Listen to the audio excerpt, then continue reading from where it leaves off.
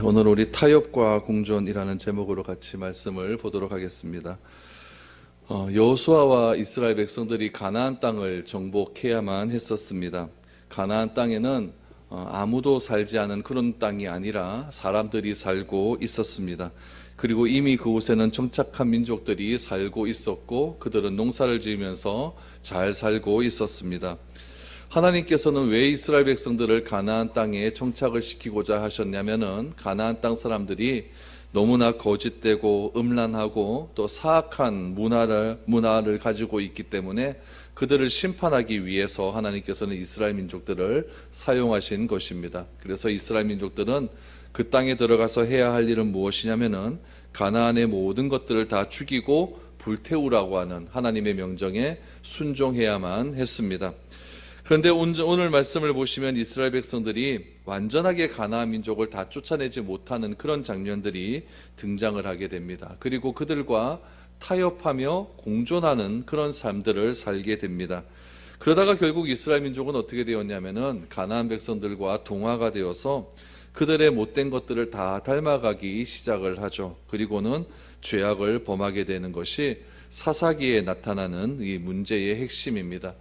이 가나안 민족과 공존하고 또 가나안 민족과 타협을 하면서 그들의 죄악이 과연 어떤 죄악으로 발전해 나아갔는가, 오늘 그런 이야기들을 여러분들과 함께 나누어 보기를 원합니다. 오늘 본문 말씀 22절에 보니까 요셉 가문이라고 나옵니다. 요셉 지파는 유다 지파와 함께 이스라엘의 12지파 중에서 굉장히 중요한 지파입니다. 요셉 지파는 육적인 장자권을 가진 지파였고 유다 지파는 영적인 장자권을 가진 지파입니다. 유다 지파가 예루살렘을 중심으로 한 남쪽 지파, 남쪽 지역을 중심으로 땅을 차지했다라고 한다면은 요셉 지파는 북쪽 지역, 그러니까 갈릴리 지역을 중심으로 한 북쪽 지역을 차지했습니다. 22절 말씀에 보니까 요셉 가문도 베델을 치러 올라가니 여호와께서 그와 함께 하시니라. 하나님은 요셉 지파가 베델을 치러 올라갈 때에 그들과 함께 하셨습니다. 우리가 읽지는 않았지만 19절 말씀에 봐도 하나님은 유다 지파와 함께 하셨다라는 말씀도 등장을 합니다. 하나님은 유다 지파와 함께 하셨고 요셉 지파와 늘 함께 하셨습니다.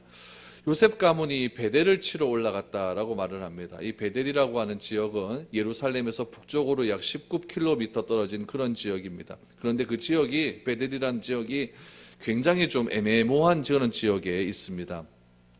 요셉 지파가 차지한 땅의 제일 남쪽 지역에 베델이 걸쳐 있고 또 베델 요셉 지파와 걸쳐 있는 그런 맞닿아 있는 지파의 땅이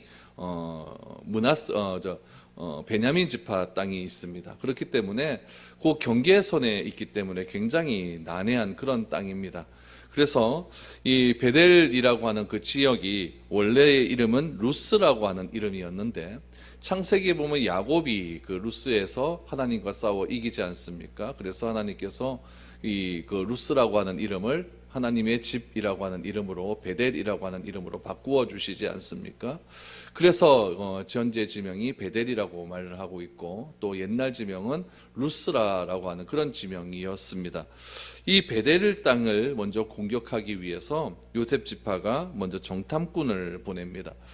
정탐꾼을 보낸다라고 하는 것은 우리 여리고성을 점령할 때 그런 정탐꾼의 상황과 굉장히 비슷한 상황입니다. 먼저 정탐꾼을 보내어서 그곳 사람들로부터 중요한 정보를 얻은 후에 그 정보를 얻은 사람을 보호해 줄 것이라고 약속을 하지 않습니까? 여리고성 점령할 때도 라합이라고 하는 기생을 정탐꾼들이 보호해 주었고 오늘 본문 말씀대로 보면은 오늘 본문의 말씀대로 보면은 요셉 가문도 베델을 치러 올라가기 전에 먼저 정탐꾼을 보내는 장면이 등장을 하게 됩니다. 여리고성은 그 정탐꾼의 말씀대로 여리고성이 완전히 함락되었고 그 라합을 구원해 주었고 오늘 본문 말씀에도 보면은 베델에도 정탐꾼을 보냈는데 그 정탐꾼이 한 사람을 만나게 되죠. 그 사람을 구원해주고 베델은 완전히 점령하는 그런 이야기가 나옵니다. 23절부터 한번 보십시오. 요셉 가문이 베델을 정탐하게 하였는데 그 성읍의 본 이름은 루스라. 정탐꾼들이 그 성읍에서 한 사람이 나오는 것을 보고 그에게 이르되 청하노니 이 성읍의 입구를 우리에게 보이라. 그리하면 우리가 내게 선대하리라 하매 그 사람이 성읍의 입구를 가리킨지라. 이에 그들이 칼날로 그 성읍을 쳤으되 오직 그 사람과 그의 가족은 놓아 보내매라고 말합니다. 베델도 여리고성과 똑같이 정탐꾼을 또 회유하여서 베델을 점령하게 됩니다. 그런데 베델의 그런 상황들을 가만히 보니까 24절 말씀에 보니까 무엇이라고 나오냐면은 이 베델이라고 하는 성이 입구를 잘 찾지 못했던 것 같아요. 그래서 정탐꾼들이 베델에서 나온 한 사람에게 무엇이라고 이야기하냐면은 그 성읍의 입구를 우리에게 보이라. 24절에 보니까 그 성읍의 입구가 어디 있는지 우리에게 좀 가르쳐 달라라고 말을 하게 되죠. 그러면 어떻게 한다고 말을 합니까? 우리가 내게 선대하겠다라고 말합니다. 선대한다라고 하는 말은 책임져 주겠다라고 하는 이야기죠. 그래서 너가 베델 성읍을 치기 위해서 입구를 가르쳐 주게 되면은 우리가 너를 책임지겠다라고 하는 약속을 해주게 됩니다.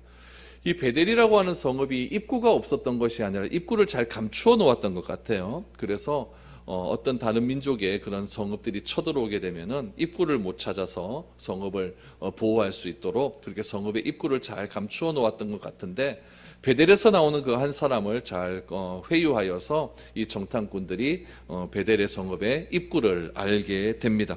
그 입구를 알게 된 이후에 요셉 지파 사람들이 그 베델의 입구를 통해서 성읍에 들어가게 되죠. 25절에 보니까 칼날로 그 성읍을 다 쳤다라고 말을 하면서 그 사람과 그의 가족은 놓아보냈다라고 말을 하죠. 선대하였다고 약속한 것처럼 그와 그의 가족은 책임져 주었다는 이야기입니다. 그런데 그 다음이 문제입니다. 여리고성과 이 베델의 그 다음의 이야기가 조금 차이가 나게 됩니다. 그 다음의 이야기가 어떻게 전개되어지는가? 26절을 보십시오. 그 사람이 햇사람의 땅에 가서 성읍을 건축하고 그곳의 이름을 루스라 하였더니 오늘까지 그곳의 이름이 되니라 라고 말합니다. 이스라엘 백성들이 여리고성을 점령할 때 라합이라고 하는 여자가 나오지 않습니까? 그 라합이라고 하는 여자는 여리고성의 삶의 환멸을 느낀 그런 여자였습니다. 그래서 더 이상 내가 이 죄악된 곳에서 내가 살지 못하겠다라고 이렇게 작정을 하고 이스라엘 백성들에게 그렇게 자신의 모든 것들을 알려주게 되었고, 또 이 라합이라고 하는 여자는 자기가 신실하게 하나님의 이름을 고백하지 않습니까? 하나님은 상천하지의 하나님이라, 하늘과 땅의 하나님이다 라고 고백을 하면서 우리 예수 그리스도의 족보에까지 이름을 들어가는 그런 귀한 여인이 되었습니다. 그런데 이 베델에서 살아남은 사람은 이 라합과의 생각과는 전혀 반대의 사람입니다. 라합은 어떤 사람이었냐면은 여리고성의 생활이 환멸을 느낀 사람이었죠. 그러나 이 사람은 어떤 사람이었냐면 가나안의 이 베델의 삶을 버릴 생각이 전혀 없는 그런 사람이었습니다. 그가 베델의 입구를 가르쳐 준 것은 왜 그러냐면은 그 죄악된 곳의 삶의 형태가 싫은 것은 하나도 없습니다. 그곳의 문화도 좋고 그곳에서 생활하는 것도 너무나 좋은 거죠.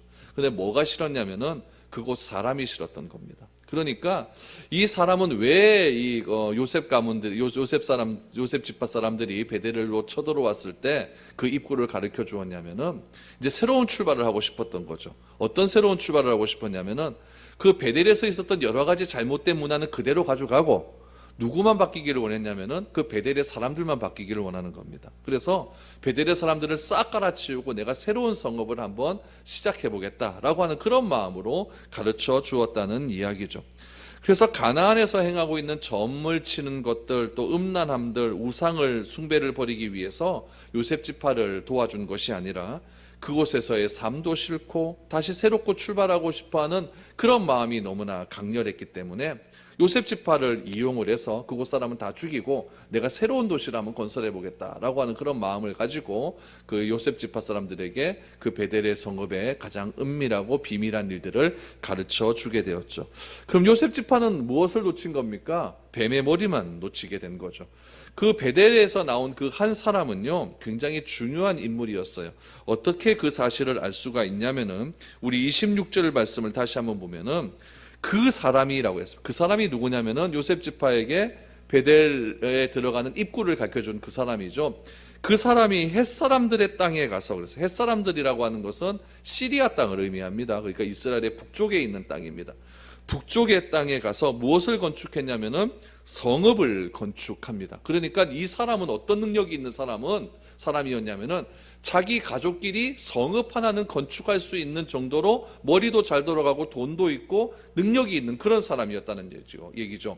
그 사람이 시리아 땅에 가서 성읍을 건축하고 그 성읍의 이름을 뭐라고 했다고요? 루스라고 한 겁니다. 똑같이 이름을 만들어 버립니다. 그러니까 원래 베델에 있는 그 루스는 루스 첫 번째 땅, 지금 새롭게 건축한 것은 제2의 루스, 이렇게 말을 할 수가 있는 거죠. 그래서 그 제2의 루스, 시리아 땅에 햇사람이 살고 있는 그 땅에다가 루스라고 하는 성읍을 만들어 놓고, 어떻게 만들어 놓냐면 그 성읍 안에 있는 문화를 어떤 문화와 똑같이 만들었을까요? 그 베델의 문화와 똑같이 만들어 놓은 겁니다. 똑같이 만들어 놓고 자기는 거기에 무엇이 되는 거예요? 왕이 되는 거죠. 그렇게 되는 거예요. 그래서 이 사람은 새로운 문화를 만들 수 있는 그런 사람으로서 굉장히 좀 유능한 그런 인물이었습니다. 요셉 지파는 결국 무엇을 놓치게 된 거죠? 하나님의 뜻을 바로 알지 못하는 실수를 저지르게 된 겁니다. 요셉 지파가 결국에는 어떻게 해서든지 베델이라고 하는 성읍은 다 부서뜨리고 멸망을 시켰습니다. 그러나 그것과 똑같은 성읍이 또 하나 발생을 하게 되었다는 얘기죠. 거기서 요셉 지파의 실수가 드러나게 되었다는 이야기입니다. 그래서 요셉 지파는 하나님의 의도는 잊어버린 채 자신의 편의에 맞게 성을 하나 빼앗으면 된다라고 하는 그런 생각에 치우쳐서 베델이라고 하는 성읍은 빼앗긴 빼앗겼지만은 똑같은 베델과 같은 똑같은 성읍, 어떤 땅이죠? 루스라고 하는 성읍을 또 하나 건축하게 되어지는 그런 과오를 범하게 되었다는 이야기입니다. 그러니까 성의 이름만 바뀌었지 루스는 베델에서 행한 모든 죄악을 그대로 행하는 그런 성읍이었다는 것을 우리는 알게 된 것이죠. 요셉 지파는 한 사람을 잘 섭외해서 베델은 정복할 수 있었지만은 루스라고 하는 또 다른 더 악한 도시가 생기는 빌미를 제공하게 되었다라는 것을 알게 됩니다. 우리 여호수아 12장 말씀을 여러분 한번 보시면은 거기에 어떤 게 나오냐면은 여호수아가 가나안 땅을 점령한 38명의 왕의 이름이 등장을 하게 됩니다. 그 왕의 이름을 쭉 한번 보시면요, 11절에 보면 라기스 왕이랑도 등장을 하고, 또 게셀 왕, 21절에 다이낙 왕, 또 23절에 도리라는 왕, 이런 왕들이 여호수아 12장 명단에 등장을 하게 됩니다. 이 왕의 명단들이 이제 27절, 28절, 오늘 본문 27절, 28절에 보면은 그대로 등장을 하게 됩니다. 여러분, 다른 지파는, 요셉 지파는 그렇게 실패를 했고, 다른 지파는 어땠는가? 우리 27절, 28절 한번 보십시오. 므낫세가 베스안과 그에 딸린 마을들의 주민과 다아낙은 우리 여호수아 12장에 보면은 다아낙이라고 하는 왕의 명단이 나옵니다. 다아낙과 그에 딸린 마을들의 주민과 돌이라는 왕도 나오죠. 그에 딸린 마을들의 주민과 이블르암과 그에 딸린 마을들의 주민과 무기또와 그에 딸린 마을들의 주민들을 쫓아내지 못하며 가나안 족속들이 결심하고 그 땅에 거주하였더니 이스라엘이 강성한 후에야 가나안 족속에게 노역을 시켰고 다 쫓아내지 아니하였더라. 여호수아가 가나안 땅에 들어가서 여호수아 12장에서 31명의 왕의 명단이 쫙 등장을 하면서 그 왕을 다 죽이긴 죽였습니다. 그런데 여호수아가 죽인 것은 무엇이었냐면은 왕은 죽였지만은 그 왕에 딸린 신하들은 다 죽이지 못했다는 이야기예요. 그에 딸린 신하들이 지금 어디에 나오냐면 오늘 27절 28절에 나오는 거예요. 그 왕이 누구냐? 여호수아가 죽였던 왕이 27절 28절에 누가 나오냐면요, 여기 다낙이라고 하는 왕, 그 사람도 나오게 됩니다. 또 돌이라고 하는 왕도 나오게 되고요, 또 무기또라고 하는 왕도 등장을 하게 됩니다. 이 사람들은 이미 다 언제 죽었냐면, 왕들은 언제 죽었냐면 여호수아 시대 때 다 죽었던 왕들입니다. 그런데 그 잔재들이 남았다는 이야기죠. 그 잔재들이 지금 어떻게 되었냐면은 다 쫓아내지 못했다. 지금 이 므낫세 지파 사람들이, 요셉 지파죠, 이 므낫세 지파 사람들이 이 잔당들을 다 쫓아내지 못했다라고 하는 그런 기록들이 등장을 하게 됩니다. 그러면 왜 이 사람들을 다 쫓아내지 못했을까? 우리가 한 세 가지로 그 이유를 한번 찾아보면 좋습니다. 첫 번째 이유는 무엇이냐면은 이스라엘 백성들이 먹고 사는 문제 때문에 그렇습니다. 이스라엘은 농사를 지어서 먹는 그런 민족들이 아닙니다. 이스라엘 민족들은 원래 어떤 민족이었냐면은 목축업이 주업이었죠. 그래서 양을 키우고 염소 키우고 소 키우고 그렇게 살아가는 그런 민족이었습니다. 그렇게 살다가 광야에서는 어떻게 먹고 살았습니까? 하나님께서 광야에서 만나를 내려주시고 메추라기를 주시지 않습니까? 그래서 일을 하지 않고도 그렇게 하나님이 주시는 그런 은혜로 그들은 먹고 살 수 있었습니다. 그런데 요단강을 딱 건넌 다음에 가나안 땅에 입성하면서부터 하늘에서 내렸던 그 만나와 메추라기가 다 내리지 않았습니다. 그럼 이 사람들이 이제는 가나안 땅에 들어와서 어떻게 해야 되느냐? 농사를 지어야만 했습니다.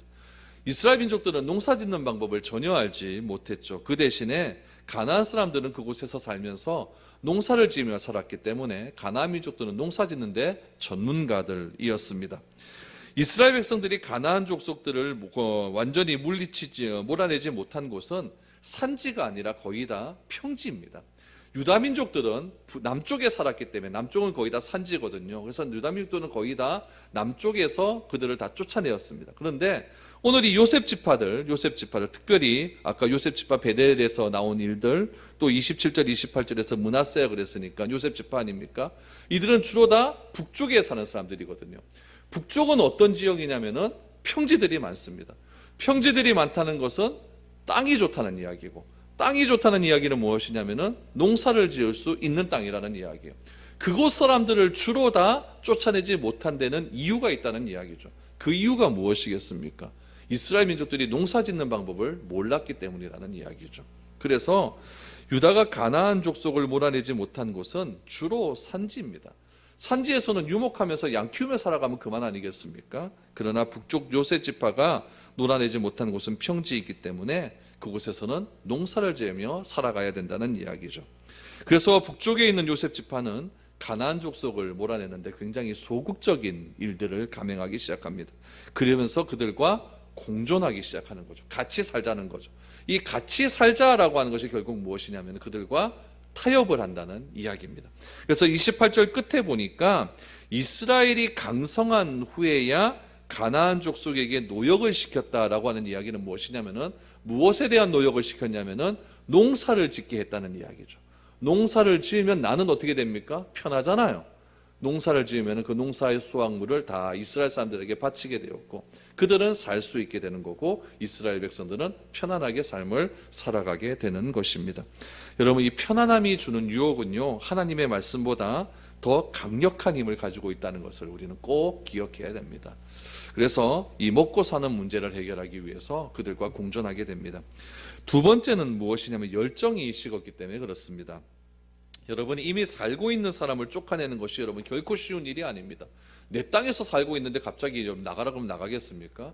우리 재개발 같은 거 하는 거 보면은 여러분 안 나가려고 그렇게 버티지 않습니까? 그래갖고 그 군권역 갖고 막 싸우고, 우리 용산에서 보면 막 참사해서 막 사람도 죽고 이런 일들 많이 일어나잖아요. 그건 무엇이냐면은 이미 살고 있고 터전을 잡고 있는 사람들을 쫓아내는 것은 쉽지 않다는 이야기예요. 예수님도 성전에 들어가서 무엇이냐면 노점상을 다 뒤집어 엎지 않습니까? 그때 얼마나 많은 소동들이 일어났겠습니까? 여러분, 그 노점상들은요, 어떻게 보면 자신의 밥줄이 걸려있는 문제예요. 그리고 그 노점상 자리를 차지하기 위해서 얼마나 많은 권리금을 주었겠습니까? 그래서 권리금 많이 주고 거기서 그 자리를 차지해서 먹고 살려고 하는데 예수님께서 갑자기 들어닥쳐갖고 그 노점상의 그 매대를 다 뒤집어 엎어버리니까 얼마나 거기서 소동이 일어나겠습니까? 그 노점상들은 왜 이거를 소동을 일으키네, 왜 나가라 그러냐고 하면서 이거 다 내가 먹고 살아야 되는 그런 자판인데 당신이 예수면 다냐라고 하면서 아주 큰 소동이 일어났을 거예요.